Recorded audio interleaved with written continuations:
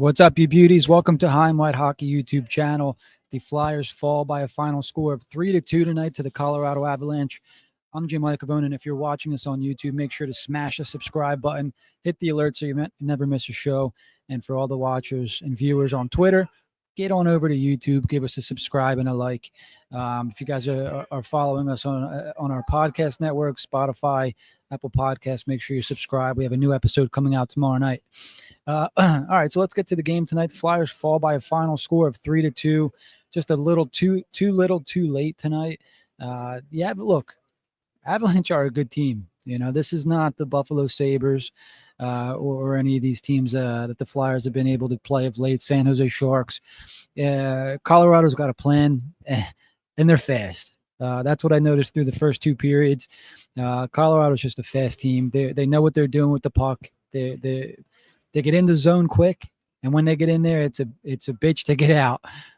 So let's get to tonight's game. So it was a scoreless first period, obviously. I thought the Flyers looked okay. I thought they played defense for most of the first period, but they looked okay in doing it, which they've done many a time this year. Look, you can have a team kind of take it to you, and you're on the defensive end, and I think you can still look good playing defense, and that's kind of what the Flyers looked like to me in the first period. Alexei Kolosov stopped 10 of 10 shots in that first. And then the second period is the period that usually, kind of does the Flyers in a little bit so far this year. They struggle in the second period. And, you give players like Nathan MacKinnon and Cale Makar just a little bit of space, and they'll get you. Cale Makar actually scored 3 goals in that period. One was disallowed due to goaltender interference, which, I'm not sure if that was or wasn't. Didn't look like it from my point of view, but the Flyers get the call, and at that point, the score remained 1-0. As I mentioned, the Avalanche would later get a goal and bring it back to 2-0. And it was just, the second period at times, I thought the Flyers didn't look great. I thought Alexei Kolosov was keeping them in this one for a lot of the night. So credit to Kolosov. And hey, if we're looking for positives from a loss, Alexei Kolosov to me was a positive tonight. So we'll get to my notes in a little bit. But I thought there were positives in a night where the Flyers lost and we're down 3-0 at one point. Let me see what else we got here. So I mentioned the Flyers were down 3-0, and I was going to tweet out that, this is a game the Flyers don't usually give up until the very end, and it's kind of what ended up happening tonight. Owen Tippett was able to get the Flyers on the board late, and then followed up by Tyson Foerster. I do have the goal here, so let's get to the Owen Tippett goal. Paid off. Just had the puck sent on. Here's Tippett, the shot. He scores! Maybe the white tape paid off after all. So it was kind of the theme of the night, guys scoring from the slot, and Owen Tippett was able to get on the board there. We'll watch it one more time from the replay. You see he gets the puck in the slot here and just kind of flings it and hits the net. So we need more of that from Tippett. I thought he had a few chances late, whether the puck was deflected or whether he missed the net himself. The opportunities were there. The Flyers could have tied this game at 3 points in the third period, but it was just, you need more than that early. I thought the scorekeeper was kind to the Flyers. We're going back to the first period. It said the Flyers were outshot 10-8. I didn't see 8 shots from the Flyers, and I saw a lot more than 10 from the Avalanche. So there just needs to be more. Look, it was a tough game tonight. The Avalanche were a struggling team. They have superstar players in MacKinnon and Makar, and they showed up, So it's 3-1 after the Tippett goal. Let's get to the Foerster goal. This was a significant goal because not only did it bring the Flyers to within 1, but Helge Grans got on the board. His first NHL point in his first NHL game. We'll talk about him in a little bit. And Tyson Foerster also scored for the second straight game in a row. Started out on the 4th line tonight. And picked up a good goal, a big goal late, crashing the net in around the crease. That's where you want big bodies, and he was able to clean up the garbage. Let's get to the goal. Grans will fire it wide on purpose. He banked it, and getting a chop at his ring. It's still loose. They score! Foerster stayed with it. Grans set it all up, So, look, I feel like I've been saying this a lot. Not the prettiest goal, but they don't ask how, they ask how many. And some of these guys that need to get off the schneid here and get out of these slumps, this is where they got to be. So credit to Forster for being in the right spot. Helge Grans throws the puck wide on purpose. I think Brink gets a piece of it. I know he got an assist. Let's watch the replay together. So yeah, Brink kind of puts it between Noonan's legs there, and then Forster comes and picks up the loose change, makes it 3-2 at this point. And it kind of felt like, yeah, maybe the Flyers can tie this. Maybe they can steal a point tonight. And selfishly, I if they were going to win, I wanted it to be in regulation because this was the longest game ever. We'll talk about that first period. It was a bizarre first period where the referee kind of went down with an injury there. I don't have the replay of that, but it didn't look great. Ultimately, Flyers fall 3-2. Let's get to Jim's notes. And I'm going to have to strike up some music for this. This way we can do an intro to Jim's notes. I'll have to get the producer on that. Okay. Jim's notes. There's that beautiful graphic. Avalanche versus the Flyers. Tonight was Erik Johnson's 1,000th game of his NHL career. It was a very cool night. If the Flyers do one thing right, and they do a lot right, this is a first-class organization. They really treat the players well with these kind of ceremonies and celebrations. They really do things right. So good for Erik Johnson. 1,000 games, 94 goals, 251 career NHL assists, 345 points, 20 game-winning goals, 1,699 blocked shots. He has won a Stanley Cup with the Colorado Avalanche, where he was the assistant captain for a long, long time. Scored his first ever goal on October 6th, 2007 as a member of the St. Louis Blues. Made his NHL debut on October 4th, 2007. And fourth NHL defenseman to hit 1,000 games this season. So a big year for NHL defensemen. Luke Schenn, Tyler Myers, and Oliver Ekman-Larsson also joined Erik Johnson in playing their 1,000th game this season. He's the fifth NHL player to hit 1,000 games this season with the aforementioned three defensemen. And Michael Backlund, he's the 12th player to hit 1,000 games from the 2006 NHL draft. How about that? And he's one of 8 players still active that was drafted in 2006. So just an excellent career for Erik Johnson. Mentioned the Cup with Colorado. He's the 13th Minnesota native to hit 1,000 games in NHL history. So there's some trivia answers for you guys there for Flyers trivia, whatever. He's the 133rd defenseman in NHL history to hit 1,000 games. So, yeah, 15th NHL player to hit 1,000 games during his time with the Flyers. So very cool. He's played 203 games with the Blues, 717 games with the Avalanche, 50 games with Buffalo, and 30 with the Flyers. So congratulations, Erik Johnson. It's a shame the Flyers could not get a win for you tonight, but Flyers really did. They had a nice ceremony for Johnson before the game. Had his parents out. I think it was his wife. Gabriel Landeskog even traveled with the team, who he hasn't been traveling with them this year.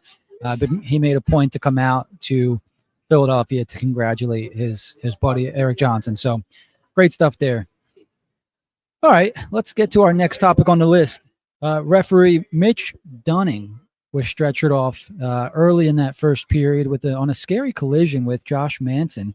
Now, I didn't see it live, but on the replay, look, I think things happen at a faster speed than I can tell from where I'm sitting.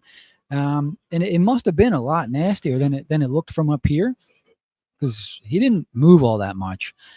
There was a report from the NHL that he was taken to a Philadelphia hospital. All of his neurological signs are there. He's responding, has feeling and sensation in all of his limbs and extremities. So that's all positive stuff. But pretty scary stuff there. And if you're Josh Manson, that's got to be pretty tough to have to go back out and play a hockey game after being involved in something like that. So prayers out to Mitch Dunning, and hopefully there's just speedy recovery there, and it was just whiplash or shock or something, because it was scary. It didn't look good.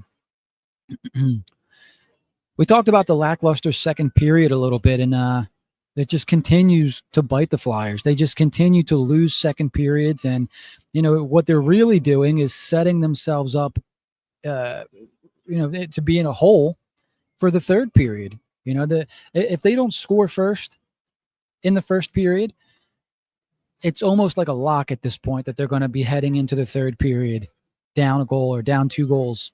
So when you play a team like the Avalanche, they might give up a couple, but they're not going to let you come all the way back, and they have their own struggles. And, they kind of dug themselves a hole and they couldn't get out. So second period really kind of screws the Flyers again. Cale Makar, you watch him on TV, you watch his highlights and all that, and he's a machine. When you watch him live, it's almost indescribable that a player can do what he does at the speed at which he does it. It's like he has the puck on a string and just laser beams to the goal, just seemingly out of nowhere. It's really, really impressive. He should have had 3 goals tonight, I think. I think he finished with 2. So tough game, Cale Makar. I think I saw, and I forget who posted the stat. I want to say the PHLY team. 9 of his 19 games this year are multi-point games for Cale Makar, a defenseman. Thanks a lot, Ron Hextall. But I digress. Let's move on. Forster and Tippett score late. They get off the schneid, and, that's big because you want these guys to keep rolling. Owen Tippett had 12 points in his last – he had 8 points in his last 12 games coming into tonight. He now has 9 in his last 13. He picked up another goal, so that's good stuff for Tippett. I mentioned Forster scoring in 2 straight games, so maybe that gets the confidence going. I mentioned he started out on the 4th line again tonight. I haven't seen his ice time. We can get that up real quick. Producer, whenever you can give me that information, that would be great. Tyson Forster, 16 minutes of ice time tonight. I think some of that had to be on special teams. I don't have that in front of me. But while we're here, it just seemed like Travis Sanheim did not come off the ice in the third period, and he didn't. He finished the night with over a half an hour worth of time on ice, 31 minutes and 7 seconds. Picked up an assist. Travis Sanheim was all over the place tonight. Another great game for Sanheim. I mentioned during our last post game, is he kind of ascending into that next echelon of defensemen in the NHL? If he can continue this play, I think absolutely. 30 minutes a night could take its toll eventually, but Travis Sanheim looks great. He looks like a competent hockey player, and the really good defensemen in the league play north of 26, 27, 28 minutes. So, this is what he's a hockey player. Give him the minutes until, you start to see the play slip. Then you got reinforcements coming. There were some injuries tonight that I don't have on the list here. Igor Zamula skated off, looked like he took a hit along the boards. And, I don't want to say his arm was dangling, but he was definitely favoring his arm. Didn't even stop at the bench. Came through the doors and walked straight to the locker room. So not a great sign for Igor Zamula. Flyers are going to have to figure something out on defense. I think Cam York is pretty much ready to come back. We'll see if that's the route they go. I don't think they want to call up another player from Lehigh. So, yeah. Speaking of Lehigh, Helge Grans made his Flyers debut, made his NHL debut tonight. And picked up an assist. He was a +2, so he was on the ice during both of the Flyers' goals tonight. He was paired with Travis Sanheim in the third period. And I got to tell you, I was impressed with Grans tonight. When he was drafted, or when he was a prospect in his draft year, there was some offense to his game. And it seems like as he's became a pro, he's developed more of the defensive side of things, playing with Emil Andre in Lehigh. I hope to see that pair together at some point with the Flyers. But right now, Helge Grans is a point-per-game defenseman in the NHL, picking up an assist in his first NHL game. Let's see here how he finished with ice time. So he only played 16 minutes tonight, but looked pretty solid in doing so, I thought. Had a couple scoring chances. Almost set up somebody late in the third. He almost picked up a goal, I want to say, in the first or second period. So I don't want to say impressed with Grans, but I wasn't disappointed. But I'm intrigued, right? Because he looked pretty solid in his first NHL game against guys like Nathan McKinnon, Mikko Rantanen. That's a scary team over there. So if there's ever any flip side to, if there's ever any positive side to guys going out, and I don't mean to put it that way, because you never want guys to be hurt or guys to be injured, but you get a chance to see guys like Helge Grans. You get a chance to see guys like Emil Andre, and kind of figure out what you have there. So, hopefully guys like Andre and York and Drysdale and now maybe Zamula don't miss much time. But if you can plug in guys like Helge Grans and we get to see what he's got, see what we have there, that would be huge. I'm a big Helge Grans guy. We talked about him during his draft year. Was excited when he was kind of tossed into the Ivan Provorov trade. And at the very worst, maybe this is a bottom pair D for the Flyers in the long term. We'll see. So, unfortunately, the Flyers fall to 8-9-2. They fall back under 500 for the season. Their 5-game point streak is snapped. But the good news is they're right back at it at home on Wednesday against the Carolina Hurricanes. So they have a chance to get back in the winning column, or at least pick up a point. And then they have the Chicago Blackhawks at home on Saturday. Connor Bedard versus Matvei Michkov. Epic battle there. Let's get to some comments here before we wrap up the show. KSHR Taco says it's last year all over again. We'll see. I don't know if it is. We'll see. Sam chimes in. Sam, we missed it the other night. Disappointing failure overnight. On to the next one. All you can do. Yep. Well said.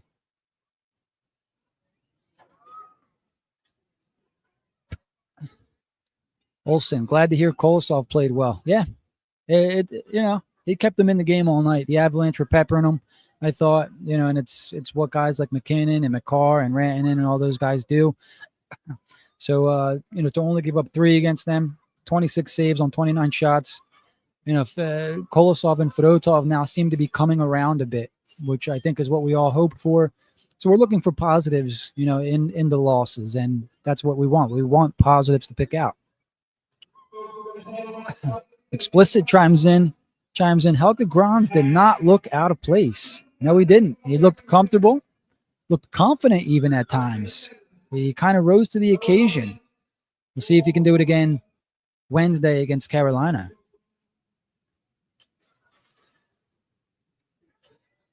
Johnny Be Good chimes in. Great to see Big Forster with another dirty goal. Agreed, that's how he gets out of his goal-scoring slump. Get in there and get the dirty ones. Yeah, and he's got the big body, the big frame.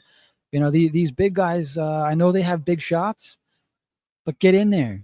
Get in the dirty areas. Get off the schneid, get going, get your confidence up, and then start ripping them from the outside or wherever.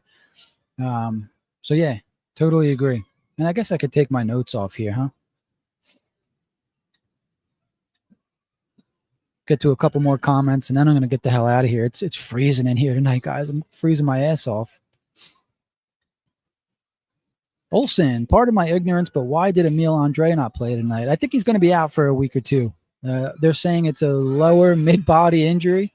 I don't know what that is. They haven't been specific either. Maybe he tweaked something. Maybe it's a slight pull. But it was enough to keep him out for at least one game. Brad Miller chimes in. Colorado is a more talented team and dominated play, which isn't surprising. But the fact that we showed will and fought back is what this team needs to stay in the hunt. Yeah, and that's what I wanted to see after going down 3-0. Were they going to pack it in, or were they going to kind of fight back a little bit? And while they still did lose, they fought back, right? And I think as fans, as people watching the game, that's what you want to see. You never want to see a team pack it in and go down 3-4, 5-0, because then you go into the room with your head up a little bit. We were right there. So yeah. Kenny G, good to see you in the chat, Kenny G. The continued struggles of a young team, hopeful for the organizational development and depth. Yep, that's what it is. When you're rebuilding, when you have a lot of young players on the team, there's going to be growing pains. And they took a team like the Avalanche, who won the Stanley Cup a couple years ago. They took them to the edge there. It looked like they were going to even tie it. So you have to be, I think, at least happy with that heading into the game Wednesday night against Carolina, who the Flyers owe some revenge to. Carolina beat them, I think, a week or two ago, 6-4. It was a game where at least I felt the Flyers should have gotten a point out of it. So we'll see what happens Wednesday night. One more comment. Thanks for your, hey, Olsen, anytime, man. Thanks for hanging out. Really appreciate it. I appreciate everyone in the chat hanging out with me post game. We're going to wrap this one up at 20 minutes so I can get the hell out of here and get some tea or something. I'm shivering. I don't know if you guys can see. I'm shivering up here. So love seeing all you guys. We'll be back Wednesday night right here at the Wells Fargo Center after the Flyers and Hurricanes. So one more time, if you're watching us live on YouTube, make sure you hit the subscribe and the like button. If you're watching us on Twitter, head on over to our YouTube. Give us a subscribe.